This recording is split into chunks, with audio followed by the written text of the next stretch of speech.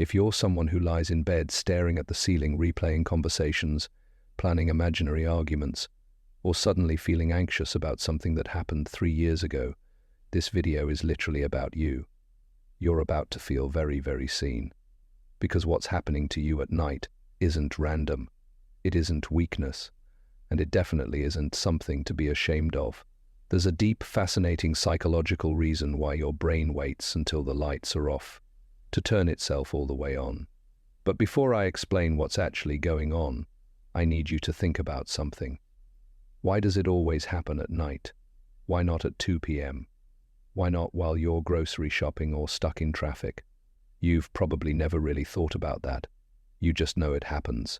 You get into bed, you close your eyes, and suddenly your brain decides, now is the perfect time to revisit every mistake you've ever made.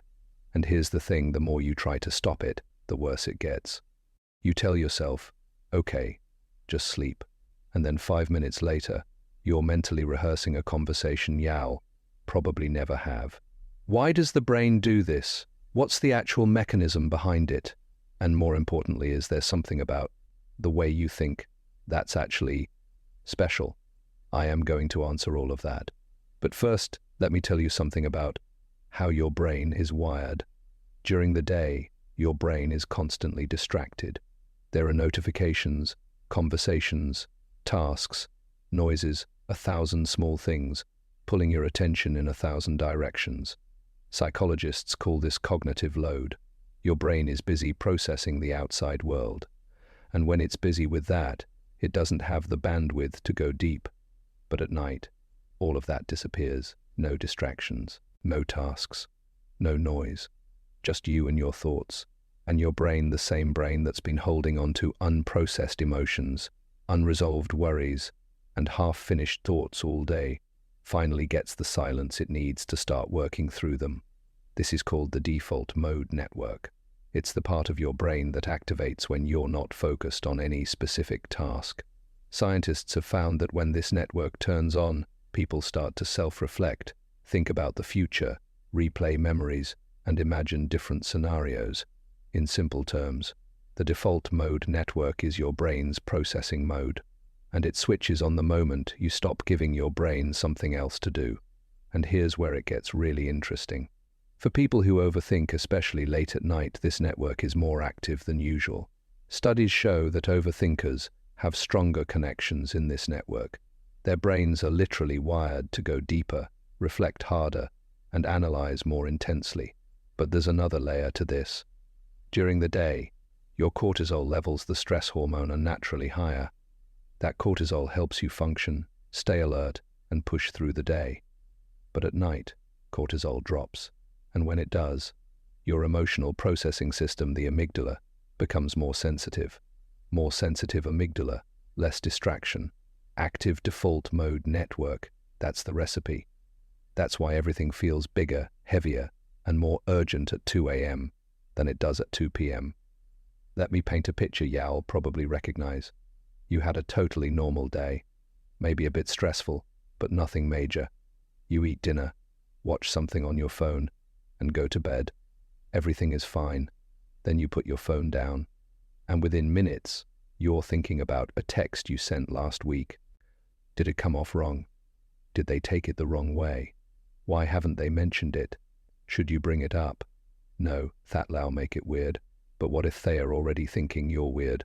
What if, and before you know it, you've mentally rewritten the entire friendship, planned an apology for something that probably didn't even bother the other person, and concluded that you are, in fact, terrible at communication?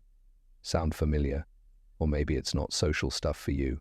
Maybe you lie awake, thinking about money, or your career, or a decision you made 5 years ago that you can't go back and change, but somehow keep returning to anyway. Or maybe it's the most random things. You're lying there thinking about a conversation you had with a cashier in 2019. You said something slightly awkward, and they gave you a weird look, and you have carried that moment with you ever since. That's the overthinking brain. It doesn't care about relevance. It doesn't care about logic. It just processes. It replays. It explores every possibility, every what if, every version of events, Overthinking is not a flaw. It's a feature that went into overdrive.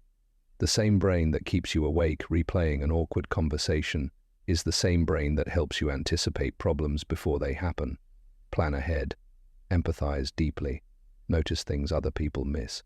Overthinkers are often the most thoughtful people in the room, the ones who consider every angle before making a decision, the ones who are deeply aware of how their words affect others, the ones who feel things, really feel them, at a level most people never experience.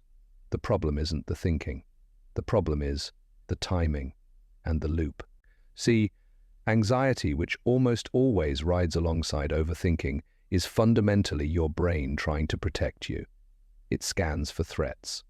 It plays out worst-case scenarios not because it wants to torture you, but because evolutionarily, it was safer to assume the worst and be wrong than to assume the best and be caught off guard.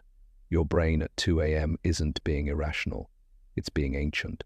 It's running an old survival program in a modern world where most of the threats are social, emotional, or entirely imaginary. The threat of being rejected, the threat of making the wrong choice, the threat of being misunderstood. These feel just as real to your nervous system as a physical danger, and your brain responds accordingly by keeping you awake, alert, and analyzing. It's not punishing you.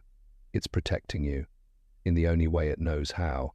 Now, I want to be balanced here, because not everything about late-night overthinking is poetic or meaningful. Chronic overthinking, the kind that happens every single night, the kind that leaves you exhausted in the morning and anxious throughout the day, that's worth paying attention to. When the thinking stops being productive and starts being a loop you can't exit, that's anxiety. And anxiety, when it's persistent, is something worth working on. Not because there's something wrong with you, but because you deserve actual rest. There's real research showing that chronic sleep deprivation caused by nighttime rumination leads to increased emotional reactivity the next day, which ironically gives you more things to overthink about. It becomes a cycle that feeds itself, but there's also something worth honoring here.